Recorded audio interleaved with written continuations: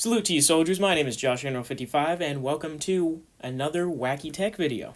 Today, I was able to get my hands on the iPod Touch 4, and I'm going to be going over the weird quirks and features.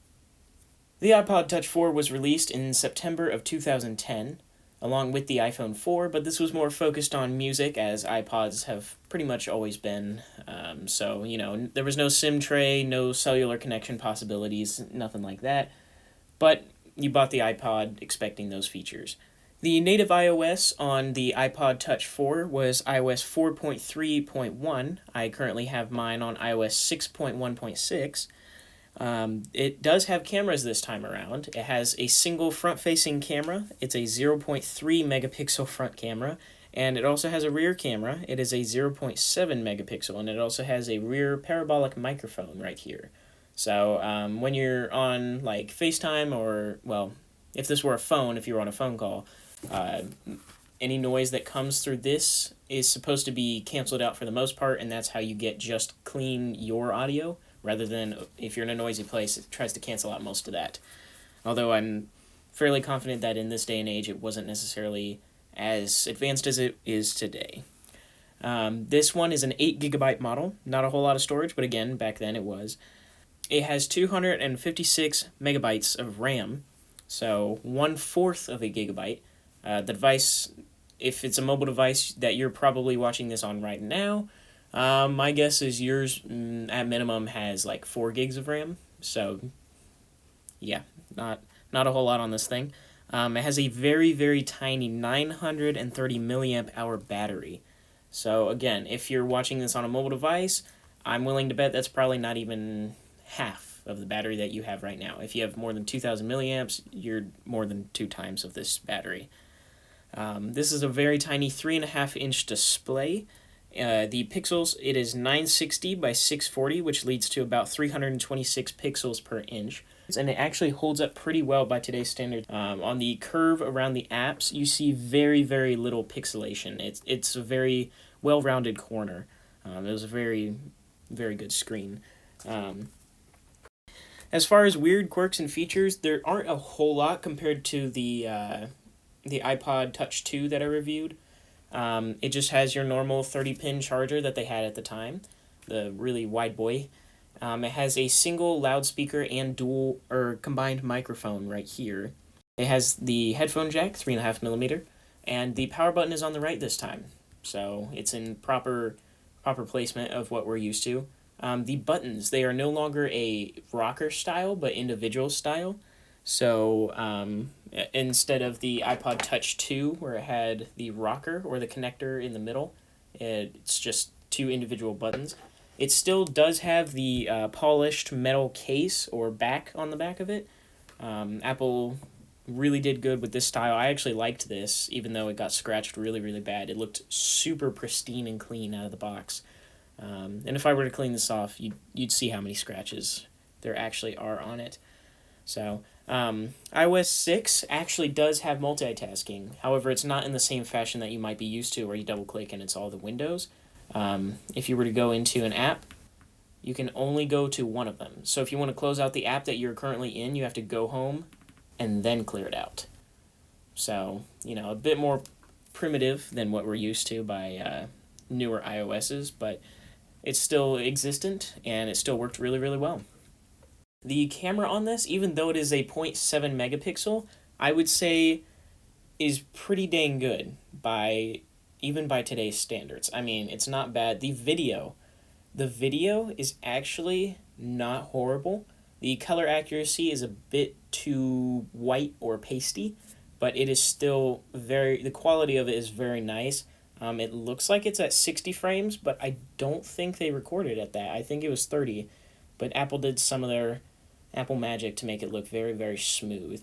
The front-facing camera, however, is a bit more grainy. That light is actually a pure white that you see up in the corner, but this front-facing makes it look really blue. So the front-facing wasn't necessarily the best, but the rear camera was actually really good at that time. Because it has a front-facing camera, it also had the old FaceTime, so you could do video calls with people, and the microphones may have not been as good as they are today, but it was still really revolutionary to have that feature back in the day. You know, it felt like the future, being able to see someone's face and talk with them rather than just on the phone. Now, this is still an iPod, so it's not focused on phone calls or anything, but it did have iMessage. The iPod Touch 2 did not have iMessage, the one that I reviewed, but they added it because, you know, most people were getting iPods for music, but then they later were like, what if we could also message just without phone calls? So the iPod in later generations more or less just became a slightly watered down iPhone.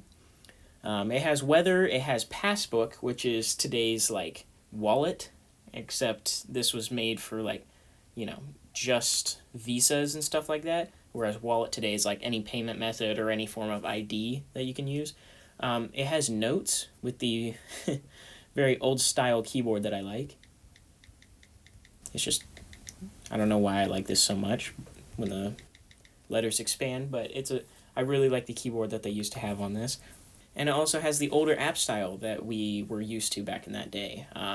iOS 7 was the first one that took away this style of app and made it all, you know, in my mind, a little bit boring. They weren't rounded and shiny icons or anything like that. They were just flat. They took away a lot of the texture. With this, it's still present, and I still really like it. I like how a mail application is floating in the clouds, and it's a little tiny envelope. I like how the photos is a flower. I like how the camera looks like the lens.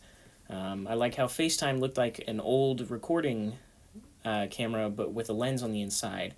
I liked how Notes actually looked like a yellow pad with leather bonding at the top. It's just these little things made it really, really nice. iOS 7 was a big jump, but, you know, you can't hold on.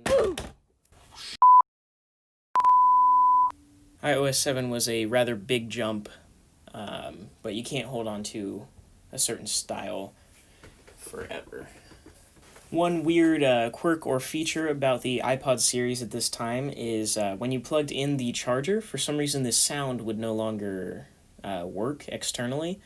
I'm not quite sure why this is. I think it's because the old dock connectors were used as like a speaker transmitter, so you could put it on the dock and it would go to external speakers, and so it's thinking that the sound needs to go through here, or it could be because I'm using a third-party cord. That's completely possible because this might not be how Apple wired it. But yeah, it's really strange whenever you would start charging any of the iPods or the old ones with, it could be with Apple cables or with third-party ones, the sound would just not come out of them anymore. Alright, and that just about does it for the iPod Touch 4 Wacky Tech episode. If you liked it, I would greatly appreciate a like down at the bottom. If you'd like to leave any comments, you know, things you liked, things you didn't, anything, just to help me better improve the viewer experience for you guys. If you want to just say anything or have a random conversation in the comments, please, by all means, leave it down there. I'll be responding to as many as I can. I want to have a social community. I want to be able to chat with you guys, you know, just...